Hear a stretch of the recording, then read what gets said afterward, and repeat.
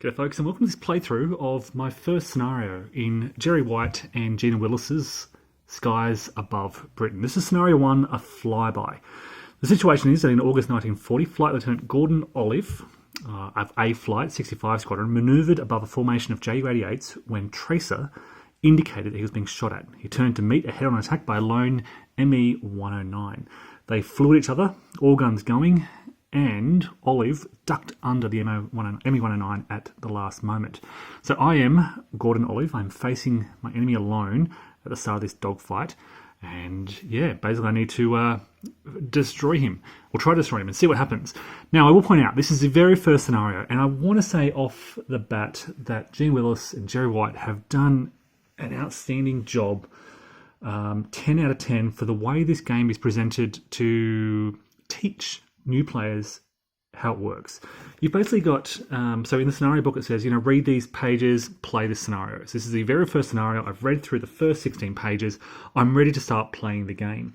I'm not dealing yet with the sort of the broader squadron board. I'm not dealing with the massive interception map yet.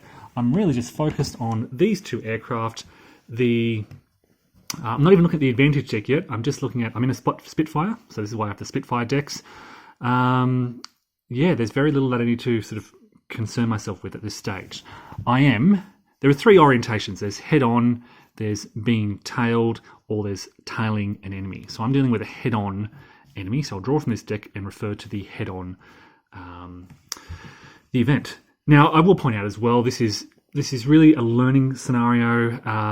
There's not a great deal of decision making involved here. This is really the what can I say? It's you hope to be in a good position as a result of all these other factors coming together. Yeah, so let me kind of run through and I'll show you how this works and what we're looking at. Basically, normally or often a dogfight will take place on the squadron sheet. This is a lost contact, so this has fallen out of formation and they're off the map in effect. I start with basically step A, combat, and it may be a very brief fight. So I am a Spitfire and I'm encountering this ME-109 head-on. So I draw from this, I look at the head-on side. It's an ME-109 and I'm a lone Spitfire. And then you just resolve the icons. Now the icons are all summarized on a very handy icon summary sheet. What this means is that the Luftwaffe fighter marker is removed. So that means it's flew past me and it disappeared. This icon here means that a rotor arrives tailing me. So the orientation is important. They appear behind me. I just need to find the corresponding marker.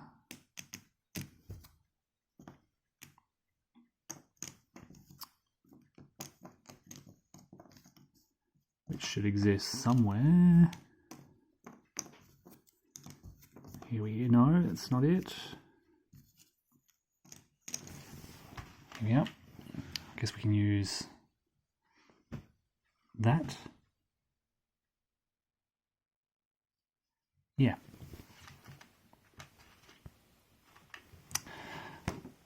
Okay. So they appear tailing me. I don't know if I continue. Run the dogfight, one round after another, when your fighter is no longer engaged or if it enters a fate box. So I guess reinforcements have arrived. So that fighter that I was chasing flew away or flew past me, and suddenly I find myself tailed by two new ME-109s. No damage to check here, so we resume the dogfight back at step A. This time though, I'm being tailed. So we skip the head-on and we go to tailed. Now, when I am being tailed, I can perform one maneuver: an evade, a slip, or a turn. I like the idea of evasion. The advantage of evasion is you draw two of these cards and you choose one to resolve. So I'm going to choose that maneuver. I then draw 2 tailed cards, because they're now being tailed, and I choose which of these to resolve. So we're looking at a single Spitfire here and a 109. This one will reduce 1 German fire but cause a hit.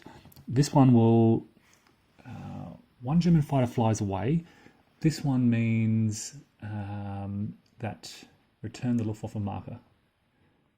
I don't know what the difference between vanish and reduce is. I think vanish, the entire marker flies away.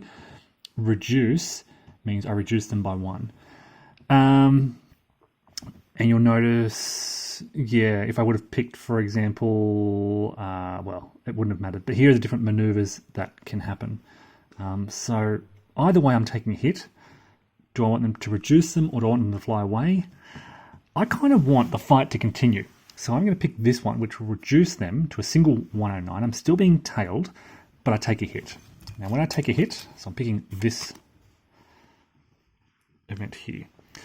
When I take a hit, I draw into the hit box. Oh, geez, that's a big hit. A hit to the cockpit with a damage of 9. After resolving the event, I now need to move into the hit check phase, and I'm wanting to roll equal to or higher than a 9.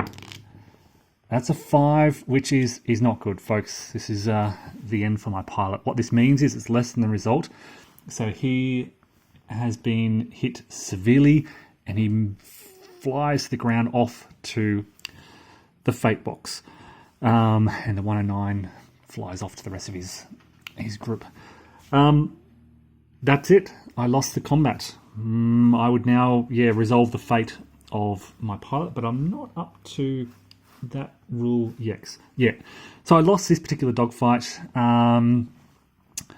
The outcome was a short career. I made no damage result, but my fighter is in a fate box. It suffered a severe hit. Worst possible outcome. There you go, folks. That's how you do a simple one-on-one dogfight. As I said at the beginning, this is really this particular aspect of the game is you don't have a lot of choice to make. I chose what maneuver to make. I chose then which card to select. Either way, there was a hit result. I was hoping to get greedy and finish off those guys, but as it turned out, the hit would have finished me off anyway.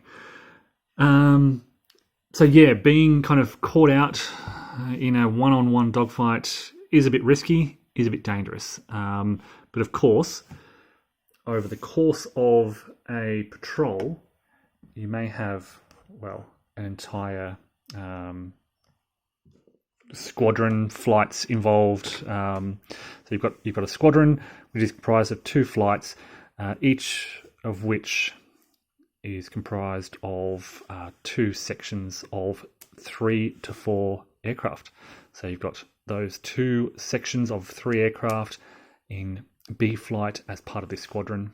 That's how it works. So you want to coordinate your activities so that you kind of don't get into those kind of situations when you're relying on luck. You want to fly as a section, and I'll be learning about those in the next scenario.